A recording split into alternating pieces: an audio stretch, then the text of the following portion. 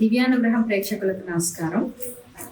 ఇవాళ అంటే 31 ఆగస్టు 2024 శని త్రయోదశి పర్వదినాన ఇక్కడ భైరవగుట్టలో శ్రీ అభయశనీశ్వర స్వామికి తీల తైలాభిషేకాలు హోమము జరిగినాయి. ముఖ్యంగా ఈ ప్రదేశం గురించి నేను చెప్పదలుచుకున్నది ఏంటి అంటే, ఈ ప్రదేశంలో మహాకాల భైరవుడు స్వయంభూగా వెలిసి ఉన్నారు. ఇక్కడ 2003 ఫిబ్రవరి 27వ తారీఖున 6 అడుగుల శనీశ్వరుడి విగ్రహాన్ని ప్రతిష్ఠ చేయడం జరిగింది. ప్రపంచంలో ఎక్కడా కూడా ఇటువంటి కాంబినేషన్లో మందిరం అన్నది లేదు అన్నది నేను ఖచ్చితంగా చెప్పగలను. ఎందుకంటే మహాకాల భైరవుడు శనీశ్వరుడికి గురువు. అటువంటి గురువు అయిన కాలభైరవుడు స్వయంభూగా వెలిసిన చోట స్వామివారు మాతోటి ప్రతిష్ఠ చేయించుకోవటం అన్నది మా పూర్వజన్మ సుకృతంగా భావిస్తున్నాం. అది కూడాను 2003 చిత్రభాను నామ సంవత్సరం. ఆ సంవత్సరం శని రాజు మంత్రి ఇత్యాది నవనాయక పోర్ట్ఫోలియోస్లో ఉండినారు. అదే కాక చిత్రభాను నామ సంవత్సరానికి ఇంకొక ప్రత్యేకత ఏంటంటే, ఆ సంవత్సరంలో శనీశ్వరుడిని కాలభైరవుడిని పూజ చేసిన వారికి 1,000,000 జన్మల పాపహరణం కలుగుతుంది అన్నది కూడా ప్రశస్తిగా ఉందండి. అటువంటి రోజున అటువంటి సంవత్సరంలో నాగాన్ని ప్రతిష్ఠ చేయడము, తర్వాత మార్చి 1వ తారీఖున శని త్రయోదశి మరియు మహాశివరాత్రి 2 పర్వదినాలు కలిసి వచ్చిన రోజున స్వామివారికి మొదటిసారి తిల తైలాభిషేకంతో పాటు 42 రకాల దైవిక వస్తువులతో స్వామివారికి అభిషేకం చేయడం జరిగింది. ఆ రోజు నుంచి ఈనాటి వరకు కూడాను స్వామివారికి నిత్యము తిల తైలాభిషేకము ధూపదీప నైవేద్యాలు జరుగుతున్నాయి. ఇప్పటి వరకు మేము ఈ గుడి గురించి ఎక్కువగా ఎక్స్పోజ్ చేయకపోయినప్పటికీను మౌత్ పబ్లిసిటీ ద్వారా కొన్ని వేల మంది భక్తులు ఇక్కడికి వచ్చి స్వామివార్లకి తమ శక్తి కొలది సేవ చేసుకుంటున్నారు. ఈ మధ్యకాలంలో మాకు చాలామంది కూడా తెలియజేయడం జరిగింది ఏంటంటే, ఇక్కడికి వచ్చి మేము పూజ చేసుకున్న తర్వాత ఫస్ట్ మాకు మానసికంగా చాలా ప్రశాంతత కలుగుతోంది, ఒక పాజిటివ్ ఎనర్జీ అన్నది మాకు పెరుగుతోంది, మేము అనుకున్న పనులు కూడా జరిగినాయి, మాకు చాలా బాగా అనిపిస్తోంది అని చెప్పడం జరుగుతోంది. అలా భక్తులు ఇక్కడ చెప్తున్నది విన్నప్పుడల్లా నిజంగా మాకు చాలా సంతోషంగా ఉంటుంది. ఎందుకంటే ఇక్కడ స్వామివారిని ప్రతిష్ఠ చేస్తున్నప్పుడు మా వారు అనుకున్నది, నీ దగ్గరికి నిజంగా ఇబ్బందిలో ఉండి బాధలో ఉండి న్యాయమైన కోరికతోటి వచ్చి ఎవరైనా సరే నీకు సేవ చేసుకుంటే వారి కోరికలు నెరవేర్చు స్వామి అని ఈ ఒక్కటే అనుకుంటూ వారిని ప్రతిష్ఠ చేయడము, ఈనాటికి కూడా అదే విధంగా స్వామివారు భక్తులకి వరాన్ని ఇస్తున్నారు. ఇది నిజంగా మాకు ఎంతో చాలా ఆనందంగా ఉంటుంది ఇట్లాంటివి విన్నప్పుడల్లా కూడా. ఇక్కడ ఇంకొకటి ఏంటి అంటే, శనీశ్వరుడితో పాటు వినాయకుడిని నాగేంద్రుడిని ప్రతిష్ఠ చేయడం జరిగింది. ఇక్కడ కృష్ణ సర్పాలు తిరుగుతూ ఉంటాయి. అంటే ఒక నాగేంద్ర క్షేత్రం లాగా కూడా కొంతమంది గొప్పవాళ్ళు వచ్చి చెప్పడం జరిగింది. కానీ చాలా మందికి దర్శనం జరిగింది, కానీ ఏనాడు ఎప్పుడు ఎవరికి కూడా ఎటువంటి ఆపద సర్పాలతోటి అన్నది ఇక్కడ కలగలేదండి. మహాకాల భైరవుడికి ఎదురుగా సర్పాలు ఉన్నాయి. ఫస్ట్ మేము చూసినప్పుడు ఒకటే నాగేంద్రుడు ఉండినాడు. తర్వాత మొత్తం 4 సర్పాల ఆకారాలు కొండకి వచ్చినాయండి. అదేవిధంగా ఈ కొండ మొత్తము లింగాకారంలో ఉండటము, ఆ కొండ క్రిందనే భైరవుడు ఉండటము, ఆ పైన మర్రి చెట్టు ఉండటము అన్నది మరో ప్రత్యేకత. ఎందుకంటే మహాపరమశివుడిని శని పట్టడానికి వెళ్ళినప్పుడు ఆ శివుడు కైలాసాన్ని వదిలి మర్రి చెట్టు త్వరలో దాక్కున్నాడని ప్రతీతి. అట్లాంటి మర్రి చెట్టు కిందనే ఈ మహాకాల భైరవుడు ఉండడము, ఇటువంటి ప్రదేశంలో మా ద్వారా స్వామివారు ఆయనని ప్రతిష్ఠించుకోవడం అన్నది అది ఏదో ఎక్కడో చాలా ఒక స్పిరిచువల్ లింక్ అన్నది కనిపిస్తూ ఉంటుంది.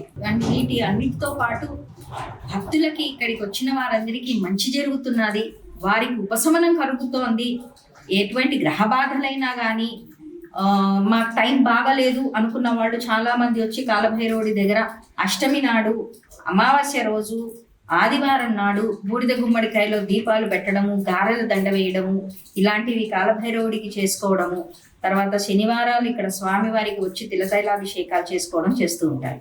వీటన్నిటికంటే ఇక్కడ ఇంకొకటి ఏంటంటే ముఖ్యంగా ఏలినాటి శని, అష్టమ శని, అర్ధాష్టమ శని, శని మహర్దశ, లేకపోతే జాతకరీత్యా శనిగ్రహం దోషం ఉన్నవాళ్ళు పరిహారార్థం ఇక్కడికి వచ్చి 19 శనివారాలు గనుక మినిమం 19 శనివారాలు వచ్చి 19 ప్రదక్షిణలు చేసుకొని తిలతైలం అంటే నువ్వుల నూనెతో అభిషేకము, నల్ల నువ్వులు, బ్లాక్ క్లాత్, కొబ్బరికాయ, బెల్లము, కర్పూరం, అగరొత్తి ఇవి సమర్పించుకుని ఆయనకి మనస్ఫూర్తిగా ఒక నమస్కారం చేసుకుని నిజంగా న్యాయంగా ఉంటే చాలండి.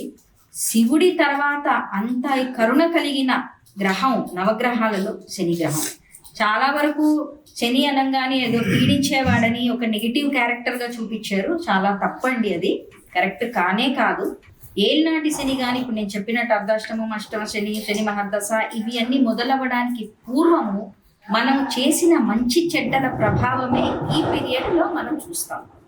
ఒక చిన్న ఎగ్జాంపుల్ ఏంటంటే smoking is injurious to health అందరికీ తెలుసు, కానీ సిగరెట్ స్మోకింగ్ చేసేవాళ్ళు ఉన్నారు. ఆల్కహాల్ అట్లాగే, నాన్ వెజ్ అంతే. అయితే ఏదైనా ఫుడ్ హ్యాబిట్స్ కానీ ఏదైనా సరిగా లేనప్పుడు ఖచ్చితంగా అది మన మనసు మీద, శరీరం మీద ఎఫెక్ట్ ఇస్తుంది. శని పీరియడ్లో ఈ ఎఫెక్ట్ వల్ల ఉన్న రోగాలు ఏవైతే ఉంటాయో బయటికి రానివి ఆ టైంలో బయటికి వస్తాయండి, ఖచ్చితంగా వస్తాయి బయటికి. అందుకనే చాలామంది ఏంటంటూ ఉంటారంటే మాకు శని పట్టాడు, మాకు రోగాల పాలయ్యాము, అప్పుల పాలయ్యాం, రోడ్డు మీదకి వచ్చేసాము. తప్పండి. మీరు రోగాల పాలయ్యారంటే మీలో ఏముందో రోగం అది బయటికి ఆయన చూపించాడు కాబట్టి దానికి ఉన్న ట్రీట్మెంట్ మీరు చేసుకుంటారు. రోగం ఏంటో తెలియకపోతే అసలు ట్రీట్మెంట్ ఉండదు అన్నది మనం అర్థం చేసుకోవాలి, ఆలోచించి అర్థం చేసుకోవాల్సిన విషయం. అదేవిధంగా రోడ్డు మీదకి వచ్చేసాం, అప్పుల పాలయ్యాం అన్నదానికి ఒకటి వివరణ నేను ఇవ్వగలనండి. మనం ప్రతి ఒక్కరము కూడా పాప కోసం అన్నది ₹1 అన్నా ఖచ్చితంగా తింటాం. అట్లాంటి వాటి నుంచి మనల్ని ప్రక్షాళన చేసే ఏకైక గ్రహం శని గ్రహం. ఈ శనీశ్వరుడు స్టెబిలిటీకి, నాలెడ్జ్కి, ప్రాస్పెరిటీకి, వెల్త్కి, వీటన్నిటికీ కారకుడు. ఇంటికి ఇనుము ఎంత ముఖ్యమో, వంటికి ఎముక ఎంత ముఖ్యమో, ఈ రెండింటికి అధిపతి శనీశ్వరుడు. కాబట్టి మీరు ఆలోచించుకోండి, శని గ్రహం వలన మనకి ఎన్ని లాభాలు ఉన్నాయో. ఎప్పుడైనా కానీ ఏ దేవత అయినా కానీ, ఏ గ్రహ దేవతనైనా కానీ భక్తితో కలవాలి కానీ భయంతో కాదు. నాకు ఏదో చెడు జరుగుతోంది అని చెప్పి భయంతో వచ్చి దండం పెట్టుకోవడం అన్నది సబబు కానే కాదు. ఇంకొకటి ఏంటంటే శనీశ్వరుడికి పూజ చేసిన తర్వాత కాళ్ళు కడుక్కోమని, స్నానం చేయమని, తర్వాత అయితే ఆ బట్టలు వేసుకున్న బట్టలు విడిచేసేయమని చెప్పి, అలాగే ప్రసాదం తీసుకోవద్దని చాలా చోట్ల చెప్తూ ఉంటారండి. ఈ విధంగా ఎక్కడా కూడాను మన పురాణాల్లో కానీ ధర్మశాస్త్రాల్లో కానీ ఎక్కడా కూడాను లేదు. ఒకటే చెప్పబడింది ఏంటంటే కాళ్ళు కడుక్కుని శనీశ్వరుడికి పూజ చేసి ఆ కళ్ళతో శివుణ్ణి చూడమని మాత్రం చెప్పబడింది. ఏదైనా స్వామివారికి తైలాభిషేకం చేస్తాము, నూనె పడుతుంది, ప్రదక్షిణలు చేసిన తర్వాత కాలు జారుతుందేమో అనే ఉద్దేశంతో కాళ్ళు కడుక్కోమని చెప్పి పెద్దవాళ్ళు చెప్పుకుంటారు. తప్పనిస్తే కాళ్ళు కడుక్కుంటే శని పోతాడు, శని పట్టుకున్న శని వదులుతుంది అన్నది తప్పు. ప్రతి మనిషికి 30 సంవత్సరాలకి ఒకసారి ఏలినాటి శని అన్నది వచ్చి తీరుతుంది, అందులో డౌట్ లేదు. మీరు మీ జీవితంలో ఎలా ఉంటారు, మీ నడవడికని బట్టి ఇప్పుడు కానీ పూర్వజన్మని బట్టి కానీ ప్రభావం అన్నది, శనిగ్రహ ప్రభావం అన్నది మారుతూ ఉంటుంది.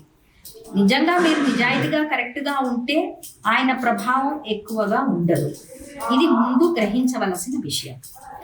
అందుకని నేను నా ఉద్దేశం అంటే, నా ఉద్దేశం అనే కాదు, వాస్తవానికి కూడాను ఈ గురు శిష్యులు ఇద్దరూ కూడాను నిజాన్ని ఎవరైతే నిర్భయంగా చెప్పగలుగుతారో, ఎవరైతే కరెక్ట్గా జీవన విధానాన్ని సాగిస్తారో వారిపైన ఇటు కాలభైరవ స్వామి వారిది కానీ, ఇటు శనీశ్వర స్వామి వారిది కానీ అమోఘమైన కరుణ ఉంటుంది.